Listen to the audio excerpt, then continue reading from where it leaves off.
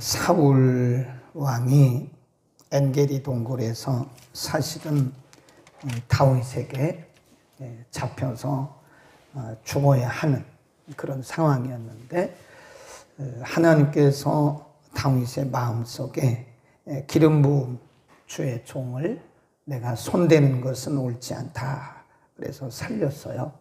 나중에 사울의 고백이, 나는 너에게 악을 행했지만 너는 내게 선대한다.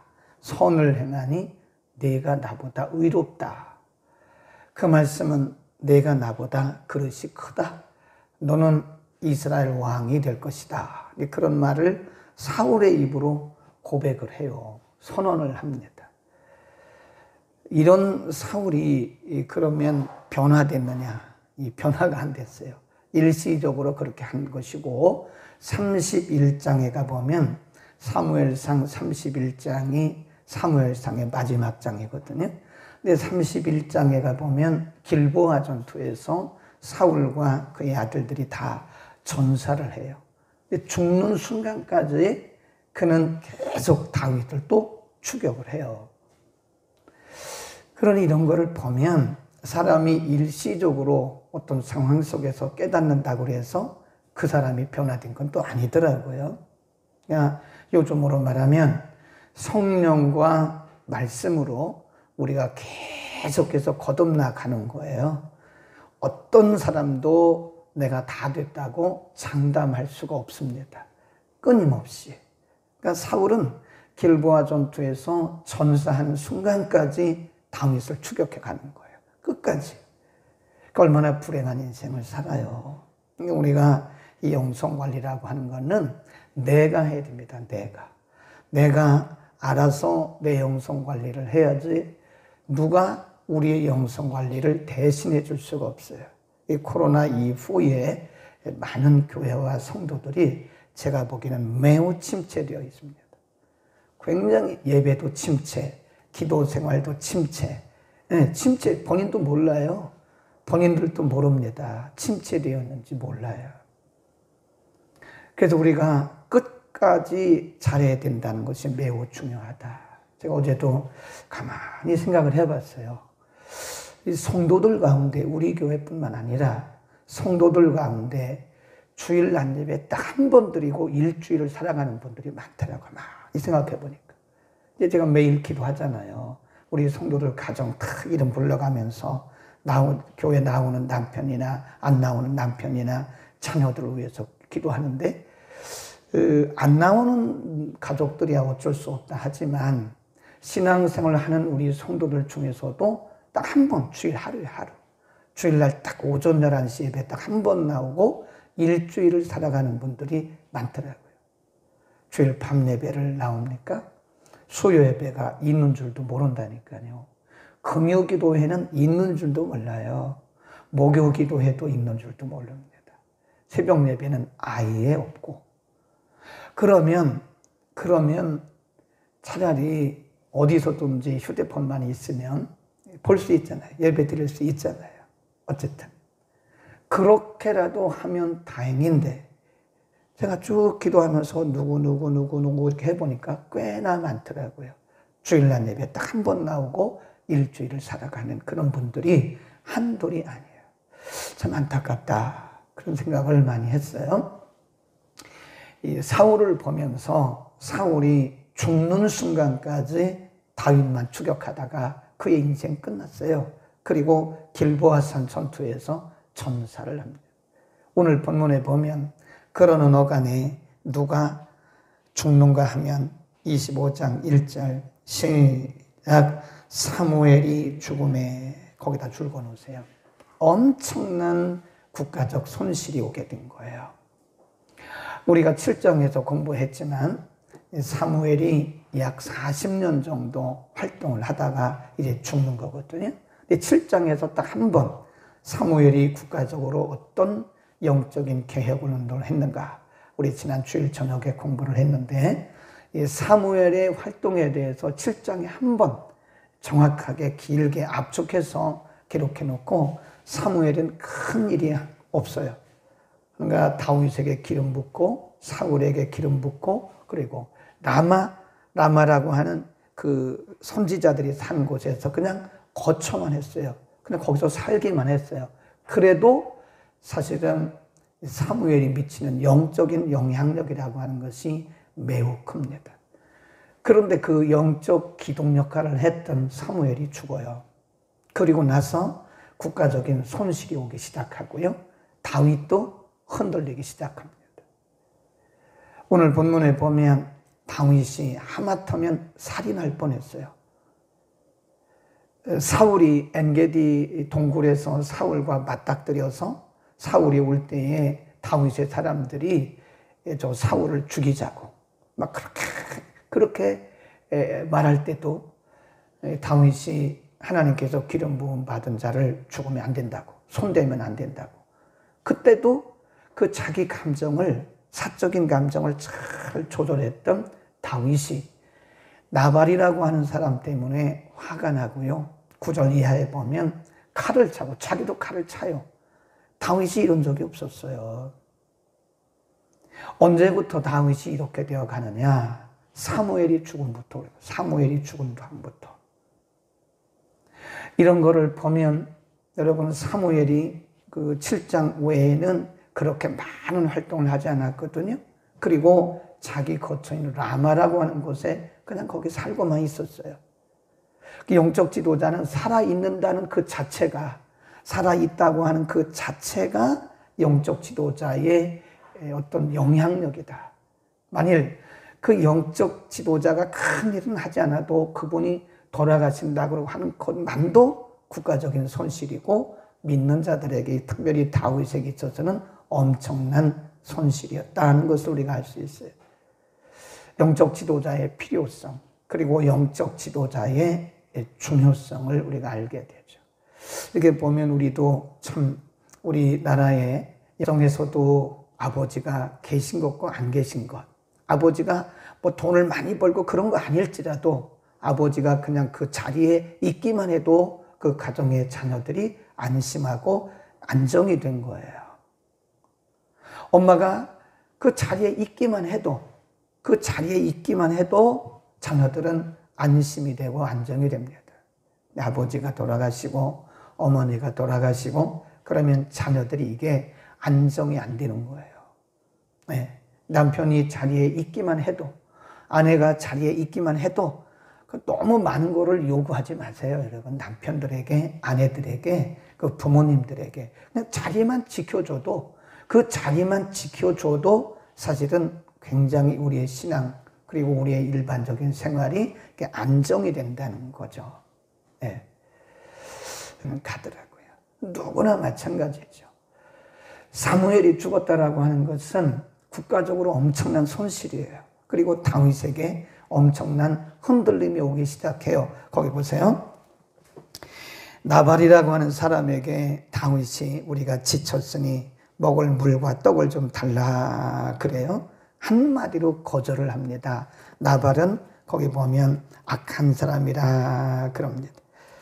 다윗이 소년을 보내서 그렇게 얘기를 할 때 그 나발이라고 하는 사람이 한마디로, 거기 3절 보세요. 그 사람은 나발이요, 그 아내의 이름은 아비가일이라. 그 여자는 총명하고 용모가 아름다우나 남자는, 나발은 그 말이죠, 남편은 악하고 완고하고 행사가 다 악했다 그랬습니다. 그에게 말하기를 우리에게 좀 먹을 것 좀 달라 이렇게 말을 합니다. 그 9절에 보면 우리가 좋은 날에 왔은즉 내 손에 있는 대로 내 종들과 내 아들 다윗에게 주기를 원하노라 하더라. 10절 나발이 다윗의 사환들에게 대답하로되 다윗은 누구며 이새의 아들은 누구뇨? 근일에 각기 주인에게서 억지로 떠나는 종이 많도다. 내가 어찌 내 떡과 물과 쭉 나가면서 그렇게 줄 수가 있겠나? 줄 수가 없다. 전 알지도 못하는 다윗과 그 추종자들에게 내 것을 줄 수가 없다. 한마디로 거절을 해요. 그 얘기를 소년이 와서 다윗에게 보고를 해요. 그러니까 다윗이 순간적으로 분노가 일어나네. 거기 보세요. 뭐라 그러나?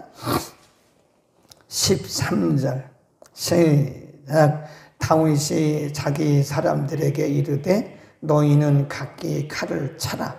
자기 칼을 차매 다윗도 자기 칼을 차고 400명가량은 데리고 올라가고 200명은 소유물 곁에 있게 하니라. 각기 차를, 그 400명, 600명, 400명, 200명, 600명이잖아요. 각기 칼을 찼단 말은 그 사람들이 다 칼을 준비하고 전쟁 준비를 하듯이 나발 하나 죽이려고 그러는 거예요. 다윗이 칼을 찼단 말이 여기 처음 나와요. 다윗이 믿음의 사람이고 매사에 하나님 앞에 기도하는 기도의 사람이었지. 그렇죠? 우리가 아길라 치러 갈 때에 이 다윗이 하나님 앞에 매번 묻잖아요. 하나님, 제가 치러 갈까요? 말까요? 매번 기도했던 다윗이 언제 칼을 차고 이랬던 적이 있었어요? 그런데 오늘 본문에 보면 나발이 그렇게 한 번에 거절했다는 말을 듣고는 아주 괘씸한 거예요. 괘씸한. 사실은 다윗이 나발의 양들을 지켜줬거든요. 나발의 양들을 지켜서 나발의 가정과 이 육축들이 안전하도록 그렇게 도와줬는데, 그래서 매일 달라는 것도 아니고 우리가 지쳐 있으니 한 번 먹을 물과 떡을 좀 달라고 말했는데 한 번에 거절을 하니까요. 다윗이 분노가 난 거예요. 그래서 죽이려고 막 가는 거예요, 지금. 나발 죽이려고. 다윗이 이런 적이 있었어요? 없었잖아요. 여기서 두 가지 영적인 교훈을 얻을 수가 있는데, 하나는 사무엘이 죽은 후에 다윗의 중심이 흔들리고 있다는 겁니다. 그러니까 영적인 지도자가 살아있는 것과 영적인 지도자가 없는 것은 우리의 삶에 있어서 엄청난 차이가 있다는 것을 우리에게 가르쳐 줍니다. 네. 우리가 매일 개인적인 교제를 하지 않는다 할지라도 있다고 하는 자체, 영적인 지도자가 있다고 하는 자체만으로도 우리는 신앙생활이 안정되다고 하는 거죠. 아멘. 그래서 우리가 영적인 지도자를 위해서 기도해야 됩니다. 네. 여러분, 우리 교회 공동체라고 하는 것은 이 담임 목사님이 안 계시면 금방 흔들려요. 한두 번이야 누가 다른 사람이 설교할 수 있게. 그러나 그건 설교를 하는 거지 목양이 아니거든요. 목양이라고 하는 것은 설교를 포함해서 성도들을 돌보는 거예요. 누가 여러분을 위해서 매일 기도해 줍니까? 여러분과 여러분의 가정을 위해서 매일 기도하는 목사님이 누가 있어요? 여러분이 유튜브를 통해서 은혜 받고 하지만 그분이 여러분을 위해서 기도해 준 적이 있어요? 그분이 여러분의 가정을 위해서 기도해 준 적이 있어요? 없잖아요.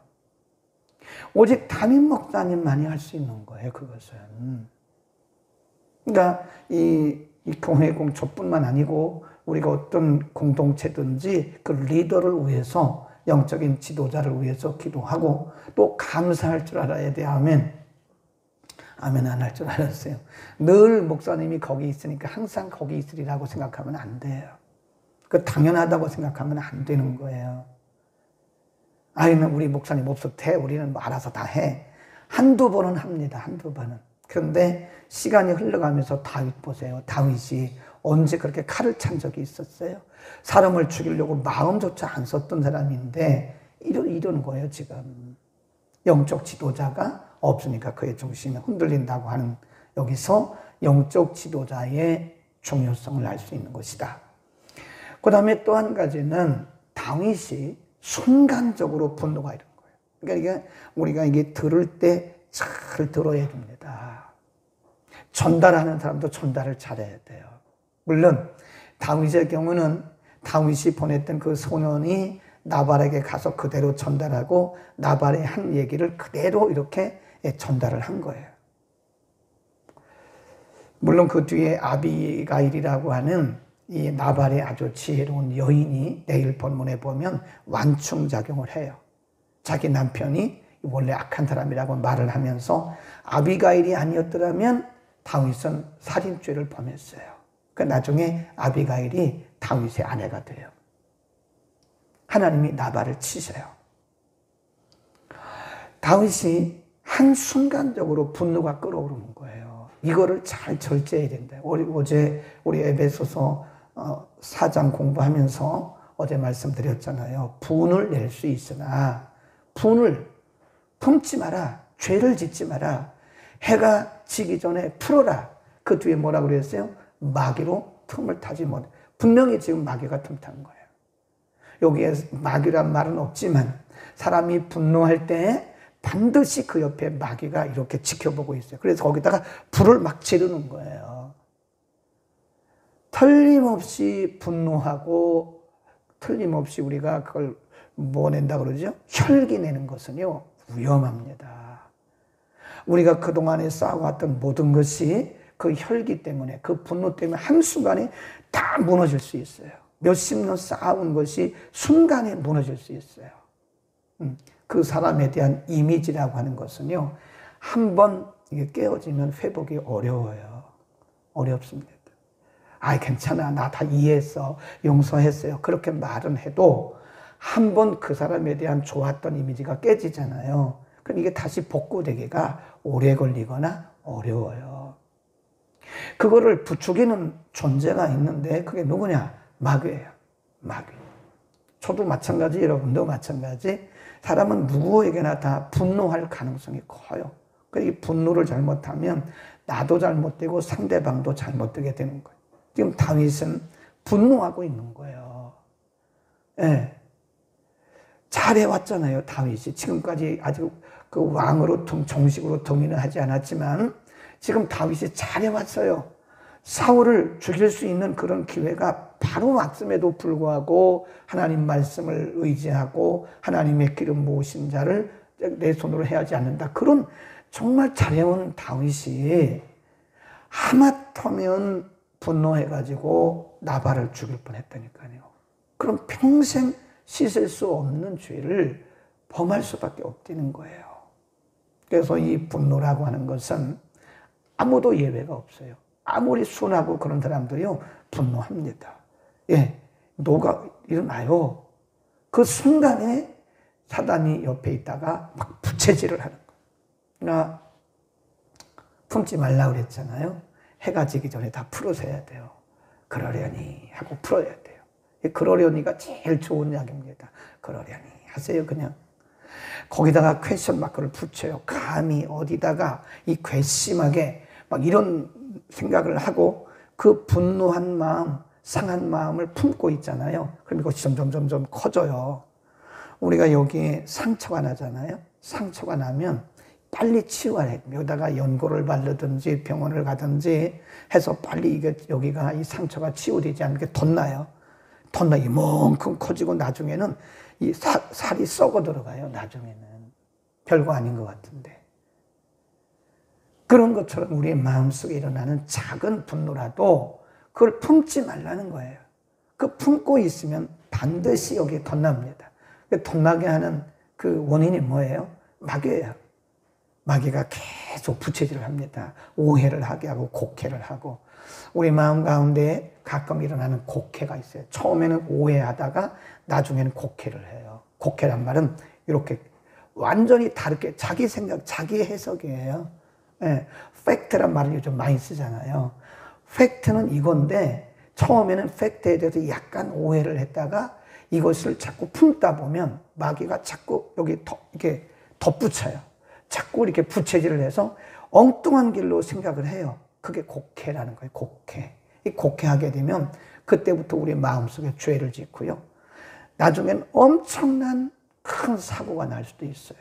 그 곡해하게 하는 게 누구예요? 마귀입니다. 오해하는 것도 마귀. 오해를 이기는 방법이 뭡니까? 이해하면 돼요. 오해. 이해하면 됩니다. 이해를 못하니까 오해가 되고 나중에 그게 곡해가 되는 거예요. 이해를 하세요. 우리 그거를 뭐라 그러냐? 역지사지다. 상대방의 입장에서 바꿔서 생각하는 거예요. 바꿔서. 그럴 수도 있겠구나. 나 같아도 그럴 수 있겠구나. 저 사람이 그래서 그랬구나. 이게 자꾸 이해를 하는 거예요. 그러면 오해를 안 하게 됩니다. 그리고 또 한 가지 어제 우리가 말씀드린 것처럼 관용하면 돼요. 관용. 넓은 그릇으로 그냥 덮어버리세요. 그러면 됩니다. 넓은 그릇으로 딱 덮어버려. 넓은 마음으로 덮어버리면 돼요. 우리의 마음이 좁으니까 자꾸 오해를 하고 곡해를 하게 되는 겁니다. 우리가 오해하고 곡해하잖아요. 그러면 사람을 다 잃어요. 좋은 사람 다 잃습니다. 예, 이 사람은 이래서 안 되고, 저 사람은 이래서 안 되고, 저 사람은 저래서 안 되고. 그러면 누가 있어요? 양파 다 벗겨내보세요. 아무것도 없어요. 양파 여러분 벗겨보세요. 원래 누르스름한 거 얇은 그거 막 하나 있잖아요. 그것만 벗기면 되는 거거든요. 근데 그거 벗겨내는데 그 안에 보니까 뭐가 좀 시커먼 게 묻었어. 에이, 이것도 벗겨버리자. 그것도 그 벗겨버리니까 그 안에 또 뭐 누르스름한 게 이것도 벗겨버리자. 나중에 아무것도 남는 게 없어요. 반대로 생각하세요. 장점을 보내, 장점. 아, 이 사람에게는 이런 단점도 있지만, 아, 이런 좋은 점이 있지. 아, 이 사람에게는 이런 좋은 점이 있지. 이 사람이 이런 좋은 점이 있지. 그러면 사람을 얻는 거예요. 네, 좋은 사람을 얻는 겁니다. 계속 오해하고 곡해하면 사람들이 다 떠나요. 네, 떠납니다. 아무도 내 곁에 사람이 없어. 얼마나 불행합니까? 사람은 사람 속에 살아야 돼요. 그래서 인간입니다. 인간. 한자로 보면 이렇게 돼 있잖아요. 어떤 사람이 뜻풀이를 하는데 한자는 뜻 글자잖아요. 그래서 사람은 이렇게 해서 서로 의지하고 사는 거예요. 예. 아무리 똑똑해도 독불장군은 없습니다. 예. 이렇게 주변에 보면 사람이 없는 사람이 있고요. 사람이 있는 사람이 있더라고요. 아, 그게 무슨 소리요? 사람이 자기 가족밖에 없어요. 그 사람 옆에는 사람이 그를 싫어해요. 왜 그러냐? 매사에 오해하고 곡해하니까 누가 그 사람을 좋아합니까? 좋아하지 않죠. 그런데 좀 마음이 넓게 이것도 이해해주고 저것도 이해해주고 품어줄 줄 알고 섬길 줄 알면 주변에 사람들이 많아요. 그게 사람 사는 겁니다. 아무리 기도 많이 하면 뭐랍니까? 독불장군으로 사는 거? 예. 아무리 우리가 뭐 믿음 주면 혼자 믿음 주면 뭐래요? 영향력을 줘야 될 거 아닙니까? 내 믿음과 내 은혜가 있는 것을 가지고 사람들을 세우고 사람들을 살리는 일에 은혜를, 영향력을 미쳐야 그게 사람 사는 것이고 그게 신앙생활 하는 거지. 아니 그럼 산골짜기 혼자 들어가서 기도하다가 천국 가시오 그러면 의미가 없어요. 그거는. 성경은 그렇게 말씀하지 않아요. 사람 속에 들어가서 영향력을 끼치라고 말씀했지, 저 산속에 들어가서 혼자 기도하다가 합니까? 나의 행복이 다른 사람에게 전이가 돼야죠. 나의 좋은 것이 다른 사람에게 영향력을 주어야 그게 좋은 거지. 나의 행복한 것이 다른 사람에게 전달이 되고 영향력을 줘야 그게 진정한 행복이지. 아니 그 산골짜기에 들어가서 10년, 20년 혼자 사는 게 그게 사람 사는 겁니까? 짐승 사는 거지. 그런 거를 TV에 또 방영해 주는데 대한민국 사람 남자들이 가장 좋아하는 거래. 그게 그 프로그램이 많이 본대잖아요. 성경적으로는 안 맞아요. 그게 우리는 은혜 받는 목적이 있고 우리가 기도하는 목적이 있고 성경 보는 목적이 있습니다. 다른 사람들에게 영향력을 주고. 여러분 주변에 사람이 있는가 없는가를 보세요. 사람이 없다면 여러분의 문제입니다. 내가 사람들을 오해했구나. 내가 사람들을 곡해했구나. 이제부터는 다 지워버리세요. 그리고 이해하세요. 그리고 덮어주세요. 품어주세요. 아멘. 기도하겠습니다. 난 행했지만 그가 살아있다는 것만으로도 이스라엘이 안정되었고 다윗도 안정되게 살았습니다. 그러나 사무엘 선지자 죽은 후로부터 이스라엘에 영적인 혼돈이 왔고 다윗도 중심이 약간 흔들렸던 것을 오늘 우리가 상고했습니다. 우리에게 영적 지도자를 주심을 감사합니다.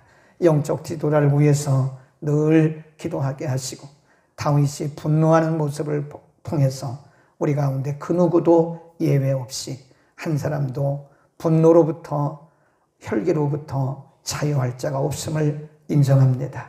늘 말씀과 성령으로 충만하게 하시되 특별히 우리의 대인관계에서 오해하고 곡해하기보다는 이해하고 섬겨주고 덮어주고 안아주고 품어주는 넓은 마음을 통해서 우리의 행복이, 우리의 성령 충만이 다른 사람들에게 전달되게 하옵소서. 우리의 공동체가 바로 그런 공동체가 되게 하옵소서. 예수 그리스도의 이름으로 기도드립니다. 아멘. 교회